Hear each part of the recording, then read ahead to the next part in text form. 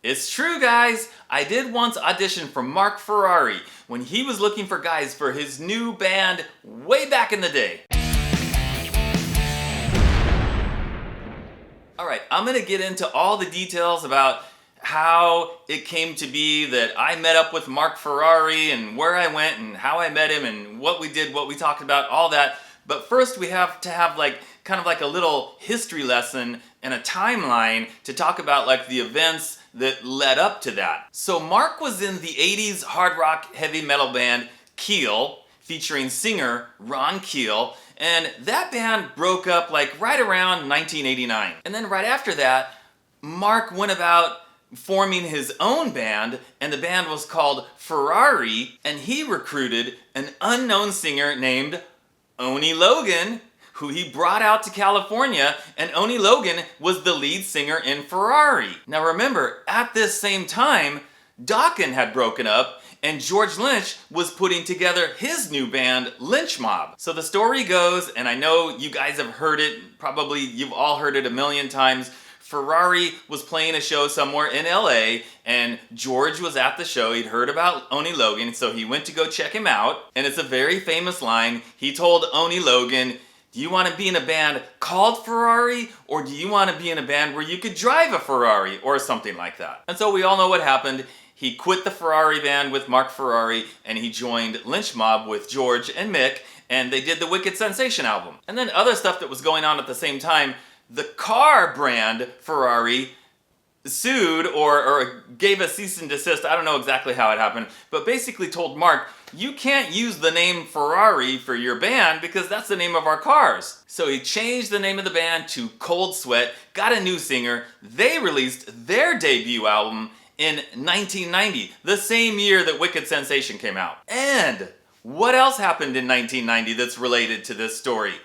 Dio released his album, Lock Up the Wolves, featuring his new guitar player, young guitar player, Rowan Robertson. So all three of these things happening in the same year, 1990. The Dio album with Rowan Robertson, the Lynch Mob album with Oni Logan, who was stolen from Ferrari, and then Ferrari, who became Cold Sweat, releasing their album, all in 1990. But just a year later, by 1991, Oni Logan is out of Lynch Mob, and Rowan Robertson is out of Dio, and they hooked up to form a new band. And the band was called Violet's Demise. And I remember, at the time, in Los Angeles, they had advertisements in some local, newspaper publications, Rock Scene or Bam Magazine, I can't remember exactly, but they were looking for another guitar player and a bass player and a drummer. And the advertisement had an address where you could send your demo package to. So naturally, me being a guitar player, I sent in my demo package to them. And I believe,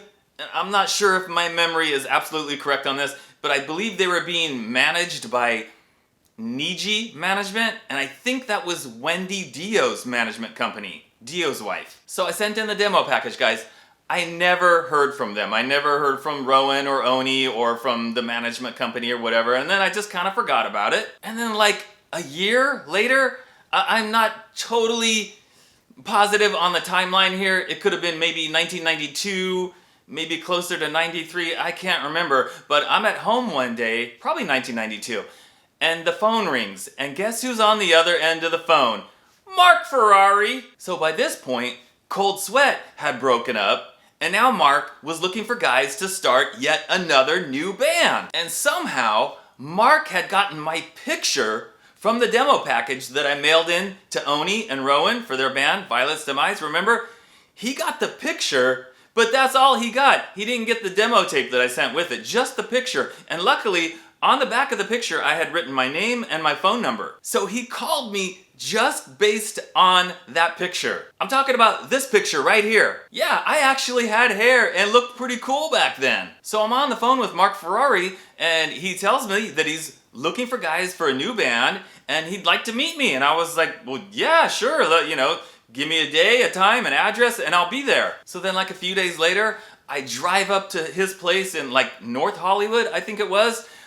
It was an apartment. It was a nice apartment. I pull up, I go up there, knock on the door, and there's Marc Ferrari. And you have to remember, guys, for a guy like me, I was a teenager in the 80s, And Marc Ferrari, for me, was a bona fide rock star, right? When I was in high school up in Central California, I would see Marc Ferrari on MTV. Oh, there's this picture with the band Keel in Metal Edge, Circus, Hit Parader. I had their albums on cassette tape. They were out touring with huge bands. So for me to be going to meet with Marc Ferrari with the idea that like, hey, I'm auditioning and maybe I could end up in his band, that was huge. So I was excited, I was nervous, I was like, all those things. Anyway, so we go in, we sit down on the couch, I brought my guitar with me, and he's asking me a few questions.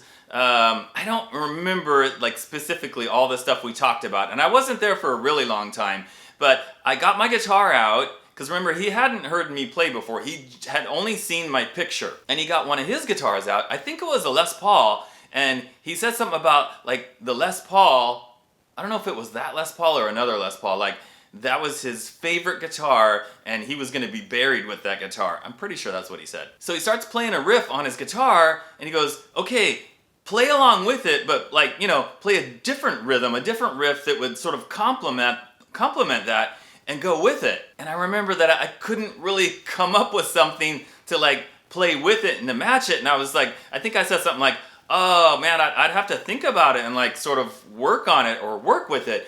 Because up to that point, I hadn't really like been jamming with like in a band with another guitar player where we would play different rhythms and do that kind of playing. So it really wasn't my thing. And I probably failed the audition right then and there. And I remember he also asked me like, hey, you got like a Marshall stack or something? Which I didn't, and I was like, no, I've got a Randall half stack. Marc was absolutely the coolest guy. He was super nice, super chill, not even the slightest hint of like ego or attitude or that he thought he was better than me. I mean, he made me feel totally at ease. I mean, just a super nice guy. And we talked for a little bit, and I showed him a picture that I had taken with him at the NAMM show in 1989. That was the first time I went to the NAMM show when I was a senior in high school, and Marc was there walking around like a lot of other 80s rock stars, and I did what we always used to do, even what I still do sometimes now at the NAMM show, like, hey, can I take a picture? And he was like, yeah, sure. So he took a picture with me, and I showed him the picture, and he was like, oh, okay, cool. And I'm just trying to think of like what else I remember. I remember in his apartment, like up on the countertop, I think it was like the kitchen countertop, he had a whole bunch of like Ferrari like toy cars or model cars because he's Marc Ferrari after all. So we had a nice chat and then I eventually left. I wasn't there that long. I never heard from him again after that, which I'm not surprised. I mean, I was too green.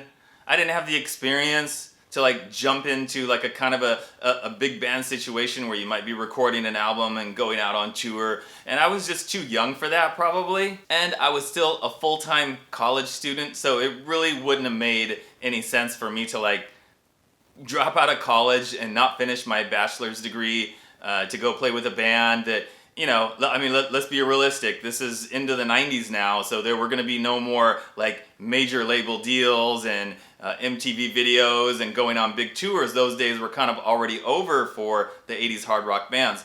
So it probably wouldn't have made sense for me to join up in that kind of a band at that time, although it was still my dream for sure. Anyway, Marc eventually did get his next project all together and complete, and then in 1994, that's the next thing that he released. It was his album, or the band. It was called Medicine Wheel. So that's my Marc Ferrari auditioning story.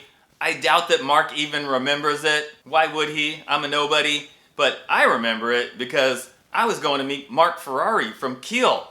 Rock star from the 80s, Marc Ferrari. So I'm never gonna forget that. And it's a wonderful memory. It's something really cool to think back on, that like, wow, I actually got a phone call from a legitimate rock star. I went to his house, I met him, he was the coolest dude, and it was just a great experience overall. Alright guys, so that's my Marc Ferrari story. Let me know what you think in the comments, and as always, thanks for watching, and I'll see you next time.